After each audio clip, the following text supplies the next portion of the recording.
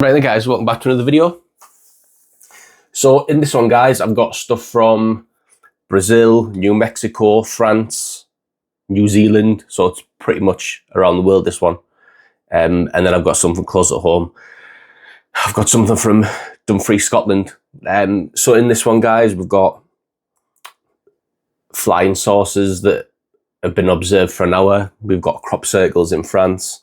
And then in New Mexico, one of the more out there ones, we've got a flying saucer that people report to be 4,000 feet across, which must be the biggest UFO that I've ever heard of being reported. So we're going to go through these today, guys. And let's start off with New Zealand.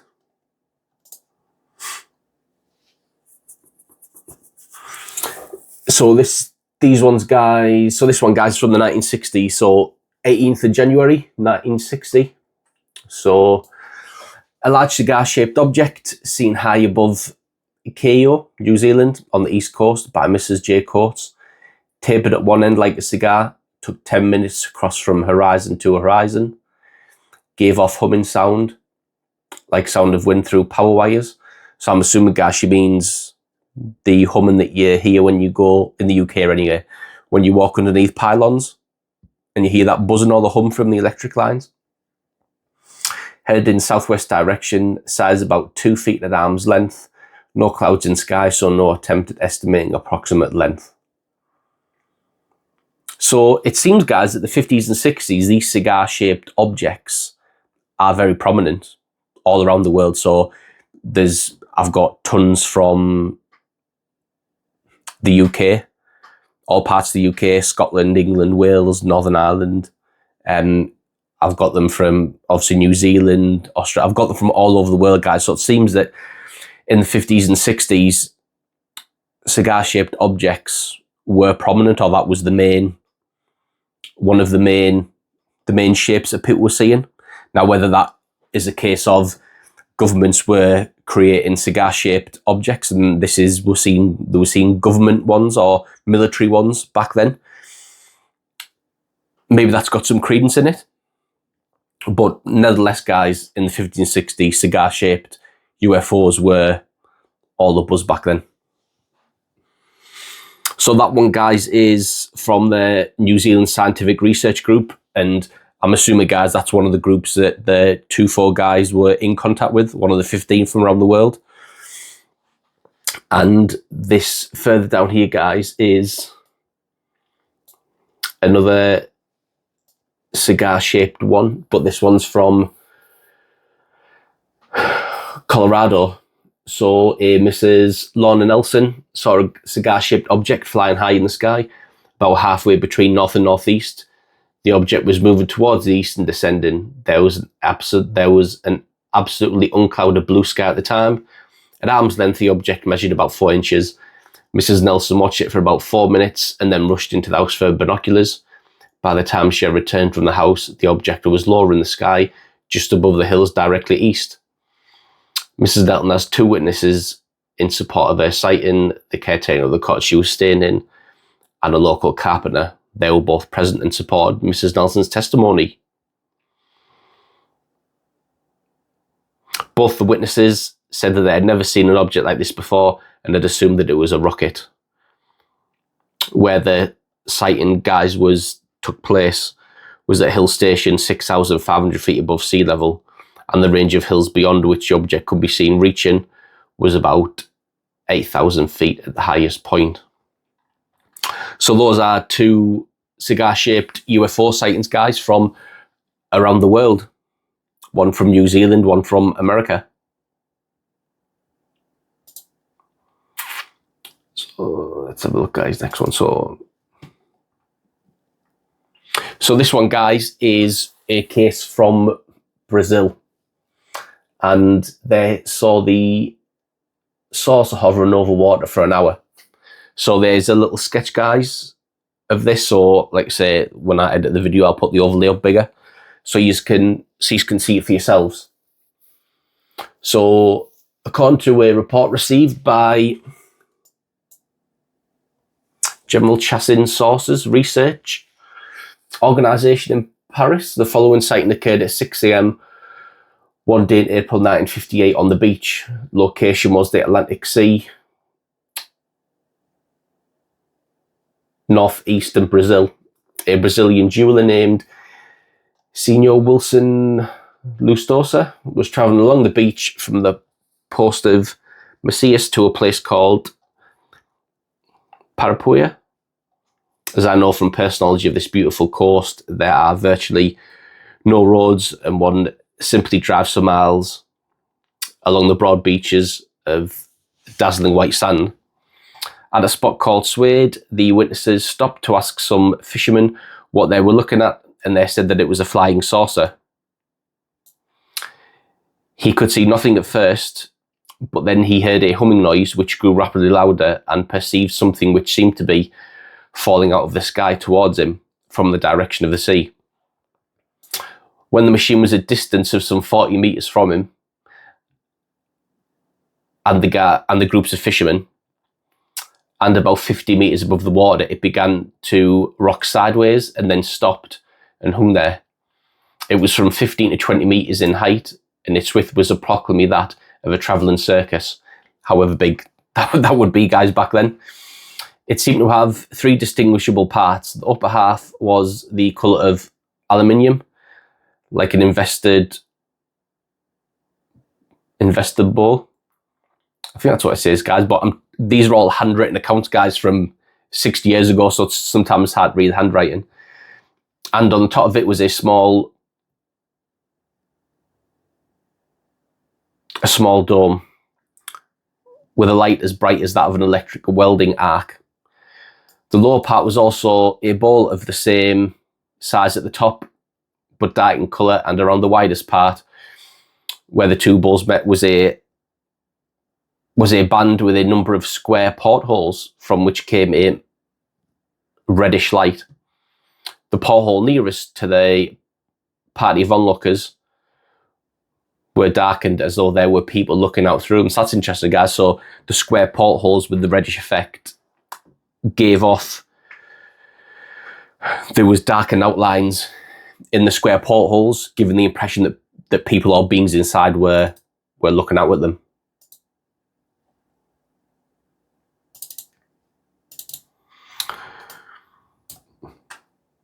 So beneath the machine, the water seemed to be boiling and being sucked up, but without actually touching the water itself. And a faint humming could be heard at brief intervals. From the underpart of the machine, a number of things like leather thongs were hanging motionless. Some leather straps maybe, guys, or what looked like. During the hour that they stood there and watched it, it rose again several times into the sky and then descended as if it was crashing with a noise to shatter. This report comes from the guy I mentioned earlier, guys. So they've reproduced a sketch which accompanied the report, and it's in the front of the report, guys. So I will overlay that for you, and you guys can see it. So the next one, so that was the Brazilian one, guys. So the next one, guys, is, so this one is another handwritten account. And this is from the 19th of July, 1958. So this one's labelled, guys, a possible UFO landing, which very well could have been, but it leaves behind a crop circle.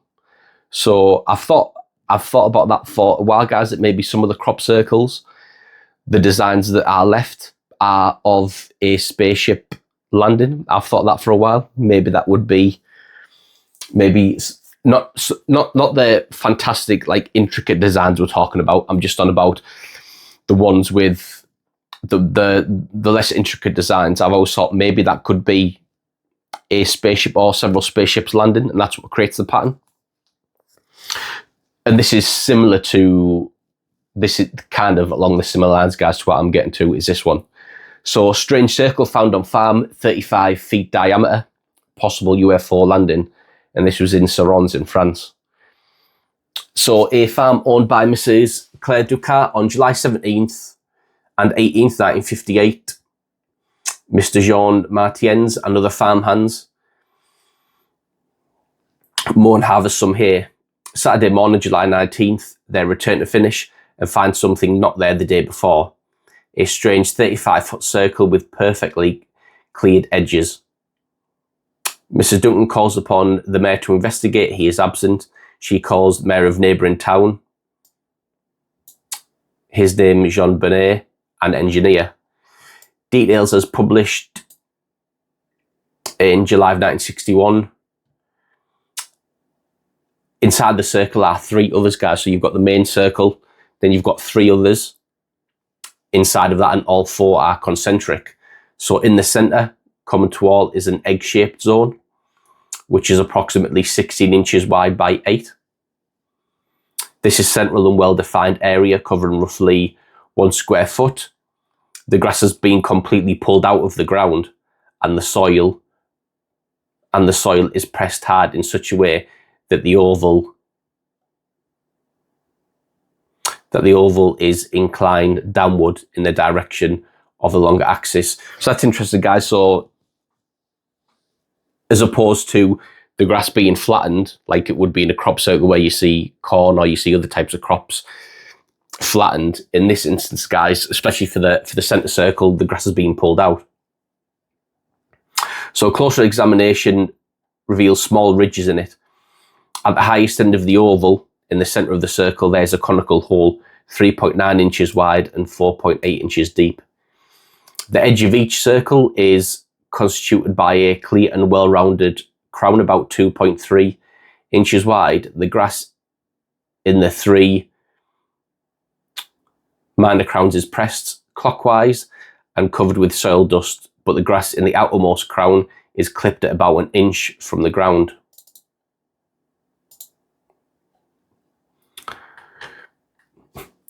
So between the crowns, however, the grass is normal with dew in it, as elsewhere in the meadow. Moreover, the 3rd crown, counting from the centre, there are also 50 little holes or depressions about 2.5 inches wide each and approximately 3 to 3/4 inch deep. They are all regularly spaced about 15 inches apart.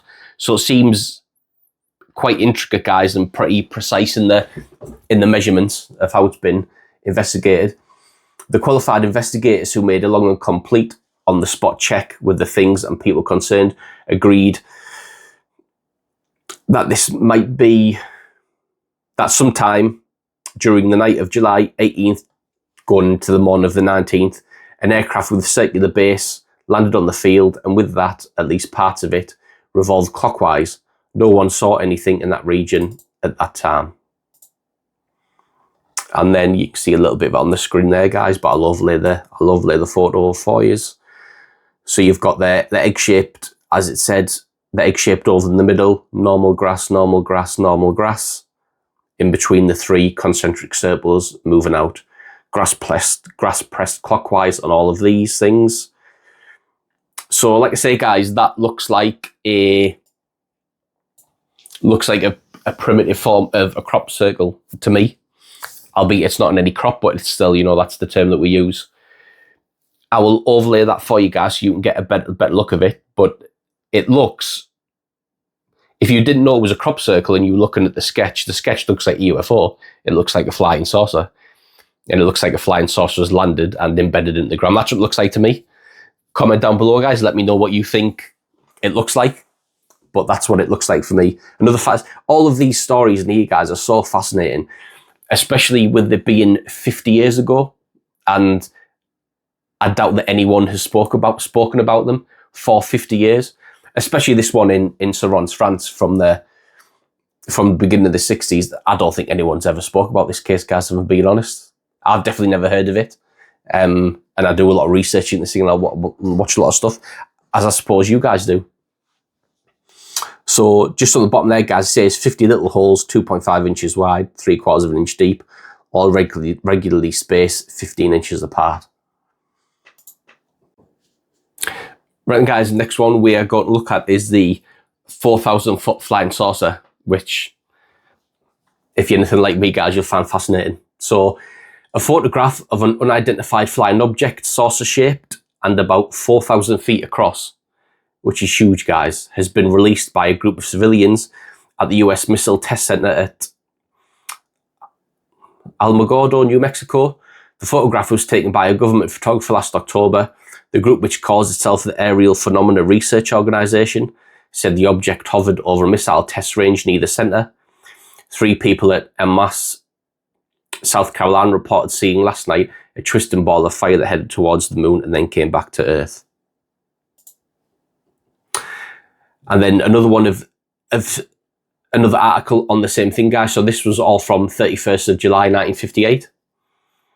Photograph of an unidentified UFO, 4,000 feet across, been released. So it's the same article, guys, just a different one. So Dr. Carl Jung, one of the world's leading psychiatrists, has accused US Air Force of withholding information about unidentified flying objects.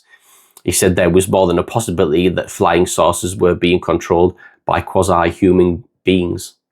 So I will do my best, guys, to endeavour to find that photo of the 4,000-foot flying saucer, because it says the photo was released, so I will try to find that, and if I do, I will upload it over the video, guys, so you can see what that looks like.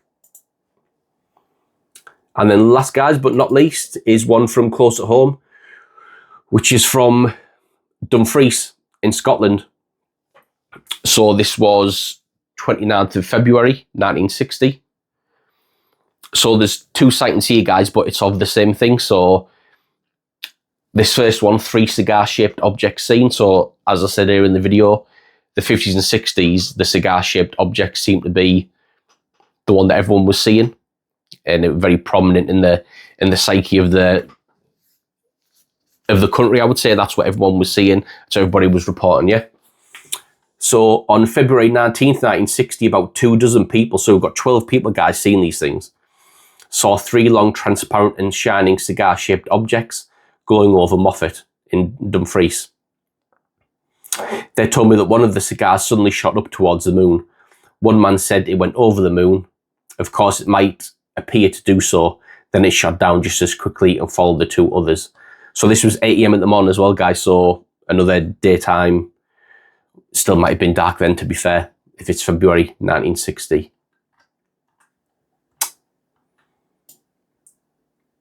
So same day, guys, same sighting. On the morning of February 29th, 1960, while on their way to work, the men who have signed their names to this report saw in the sky over Moffat a long cigar-shaped object. It had a silvery appearance and looked as if it had lights inside.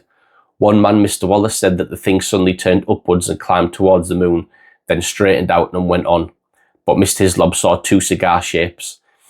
They were of the same type as the first one, 3 altogether. This happened at about 8 AM. So there you go, guys. You've got 2 guys on the way to work. Saw the exact same thing. The report is pretty much the same word for word. However, you've got 2 different groups of people seeing the same thing at 2 different points in Moffat. Another fascinating one, guys. You do hear about these cigar-shaped craft. Paul's reported on them before. So over in Bempton and East Yorkshire area. So not only were they being reported in 1960, they're being reported, 65 years later, up until modern day. So is that a case of it's the same craft and the same being, guys? Or is it a case of back then there were originally craft from somewhere else, or someone else was piloting them? We've then reverse engineered them, and now modern day, we are now using what they were using back then. Who knows? So let me know, guys, down below what you think of the sightings, what you think of the cigar-shaped objects, what do you think these are, and I'll see you at the next one.